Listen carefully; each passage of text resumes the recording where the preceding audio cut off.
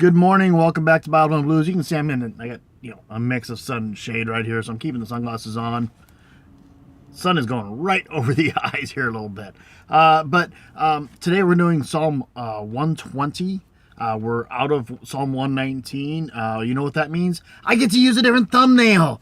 Yay! Okay, so it's a little after 8:15 in the morning, and I have a few minutes to get this. You do this one here for us. I've already had a little bit of productive morning. I dropped off the paperwork for my son is going to a new school next year, and he's going to high school. And anybody who's parents out there, I mean, I have a bit of a mix. Most of a majority of my audience is older. What a surprise! But I do have some younger people there. So so for those who are younger, don't worry. I still feel like I'm 25, except when I get up in the morning or have to do any exercise or actually have to work hard. Then I don't feel like I'm 25. But the whole shocking thing about as your kids get older and they grow up and you see them and it's like they hit these milestones in life, like for my son going to high school next year. It's so amazing. And because I talked to I caught a friend at the grocery store. You live in an area for long enough and you go to church and you get to know people in the area and everything. And I ran into a person who used to attend our church, so I don't see him very often. But I have him on my Facebook. He's married off his second child.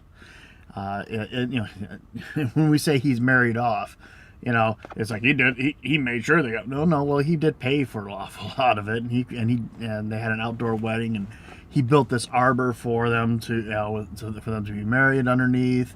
So it was very beautiful, and so he was very heavily involved. But just this whole idea that as your children grow up and the amazement that you can have at each stage. Because one of the things that he said is when he first saw his daughter in her wedding dress, and it was such a shock to him because he still has her in his head as that little girl that sit on his lap, and he'd read stories to and things like that, so these things are just amaze you as you raise your children, and it's just something it's kind of on my heart this morning, as opposed to a rant or anything like that. But because I can rant about things today too. I mean, that's no big deal. I have things I can rant about. I mean, it's Gay Pride Month, which cool, enjoy. McDonald's is now putting their fries in packages with a rainbow on them. Huh. Sounds like they're capitalizing on Gay Pride. So good job. Now some of the worst food that you could probably eat, and if you ate it on a regular basis, anybody who does eat that on a regular basis, McDonald's themselves tells you this is not to be eaten on a routine basis. This is for an occasional meal.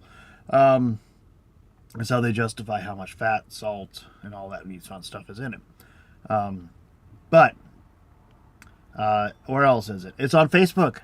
There's now that they've expanded the instead of just they have all the emoticons now, and now there's a rainbow flag on there. Okay, I could rant about it if I wanted to, but A, I choose not to. B, I don't care enough to really rant about it. I'm not a Christian who sits there and says gay people can't be gay. I do have a bit of an issue with people, going down the street, performing, dry humping each other.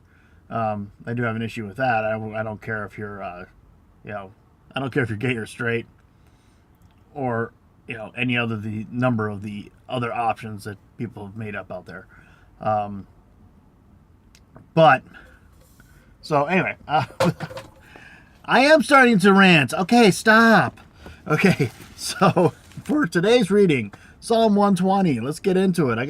Now it's getting to the part where I kind of need to do it. I don't want to rush through this part. Psalm 120, a song of ascents. It's a total of 7 verses, so it's not particularly long. So it's a good one to break away from the length that we had with Psalm 119. But it's still a really good one, and it's still really good stuff to pay attention to and get into your head.